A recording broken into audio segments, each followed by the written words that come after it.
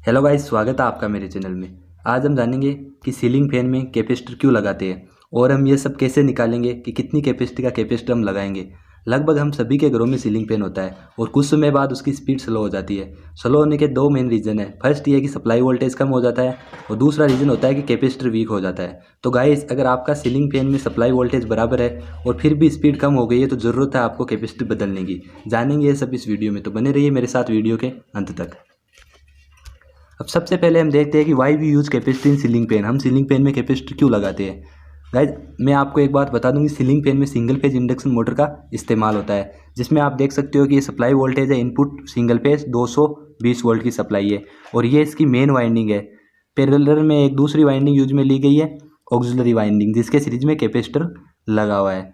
अब अज्यूम करो कि ये वाइंडिंग और ये कैपेसिटर नहीं है, तो क्या होगा कि ये जो सप्लाई जाएगी तो इस वाइंडिंग में फ्लक्स क्रिएट होगा, इस वाइंडिंग में फ्लक्स बनेगा और जो ये फ्लक्स बनेगा वो रोटेटिंग नेचर का नहीं होगा, क्योंकि इसमें फेज डिस्प्लेसमेंट नहीं है जैसा थ्री फेज इंडक्शन मोटर में होता है। थ्री फेज इंडक्शन मोटर में क्या होता है कि तीनों फेजेज एक दूसरे से 120 डिग्री पे डिस्प्लेसमेंट होते हैं, जिससे रिजल्टेंट फ्लक्स बनता है और वो रोटेटिंग नेचर का होता है। तो हमें भी इसमें टेम्परेरी कोई सेकंड फेज बनाने की ज़रूरत है, जिससे कि रिजल्टेंट फ्लक्स अपना रोटेटिंग नेचर का हो। इसके लिए अपन क्या अरेंजमेंट करते हैं कि प्राइमरी वाइंडिंग है, जिसे मेन वाइंडिंग बोलते हैं, उसके पैरेलल में एक ऑक्सिलरी वाइंडिंग और जिसके सीरीज में अपन कैपेसिटर लगाते हैं। ये लगाने से क्या होगा कि प्राइमरी वाइंडिंग का मान लो फेज फ्लक्स बना φ1 और सेकेंडरी वाइंडिंग का फ्लक्स बना अपना φ2। इन दोनों में फेज डिस्प्लेसमेंट रहेगा। इसका रीजन होगा कैपेसिटर। कैपेसिटर क्या करता है, लीडिंग फेज प्रोवाइड करता है, जिसके कारण दोनों वाइंडिंग में फेज डिस्प्लेसमेंट आ जाएगा और इसका रिजल्टेंट जो φr बनेगा वो क्या होगा, रोटेटिंग नेचर का होगा। वो क्या करेगा, फिर एयर गैप में रोटेट करेगा। रोटेट करते हुए रोटर बार में कंडक्टर को कट करेगा, जिससे कंडक्टर में ईएमएफ इंड्यूज होगा। ईएमएफ इंड्यूज होने के कारण इसमें करंट फ्लो होगी। करंट फ्लो होने के कारण क्या होगा कि जब भी कोई current carrying conductor magnetic field में रखा होता है तो टॉर्क डेवलप होता है। टॉर्क क्या करता है, एंगुलर डिस्प्लेसमेंट होता है, जिसके कारण अपना ये रोटर क्या करेगा, रोटेट करना स्टार्ट कर देगा।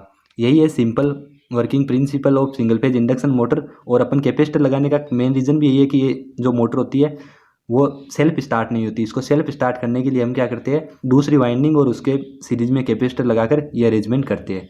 तो आपको रीज़न पता चल गया, क्योंकि अपन कैपेसिटर लगाते हैं, स्टार्टिंग टॉर्क डेवलप करने के लिए कैपेसिटर लगाते हैं बेसिकली। ओके, अब अपन देखते हैं फॉर्मूला फॉर कैपेसिटिव वैल्यू। मतलब कैपेसिटर की वैल्यू के लिए फॉर्मूला क्या होगा। अपन को अगर घर में फैन की स्पीड स्लो हो गई और अपने को रिप्लेस करने की ज़रूरत पड़े कैपेसिटर को, तो कितनी वैल्यू का कैपेसिटर हम इस्तेमाल करेंगे, इसके लिए एक फॉर्मूला होता है। उसकी वैल्यू है C = P multiply by Neeta multiply by 1000 divided by V² × F।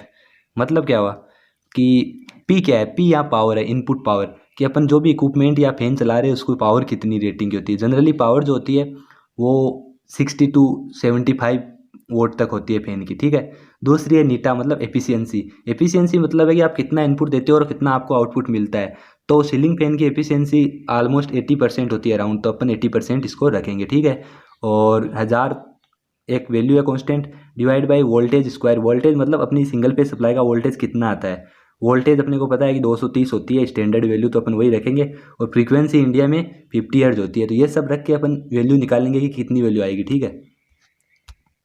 तो सबसे पहले सी की वैल्यू निकालेंगे। सी मतलब कैपेसिटेंस की वैल्यू है 75। हमने क्या रखी कि सीलिंग फैन की वोट कैपेसिटी मल्टीप्लाई बाई 80 इसकी एफिशिएंसी रख दिया और 1000 रख दिया, कांस्टेंट था वो, डिवाइड बाई 220 का स्क्वायर। 220 मतलब जो अपना वोल्टेज है उसका स्क्वायर, ठीक है, उसका स्क्वायर मल्टीप्लाई बाई 50। 50 क्या है, फ्रीक्वेंसी है। इसको अपन सोल्व करेंगे तो C = आएगा ये, और जब इसको डिवाइड करके अपन C निकालेंगे तो वो आएगा 2.47 माइक्रोफेरेड।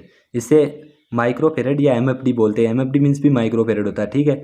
अब 2.47 माइक्रोफेरेड का अपन कैपेसिटर लगाएंगे सीलिंग फैन में, ठीक है।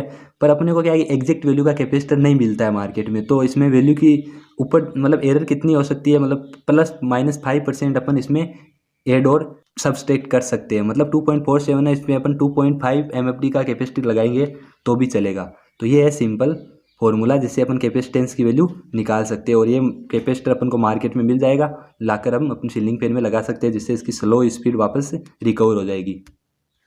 Thank you guys for watching my channel. अगर वीडियो पसंद आया तो लाइक करें, शेयर करें एंड सब्सक्राइब करें। और अगर सिंगल फेज इंडक्शन मोटर के रिगार्डिंग कोई भी क्वेश्चन आपको है तो आप कमेंट बॉक्स में पूछ सकते हो।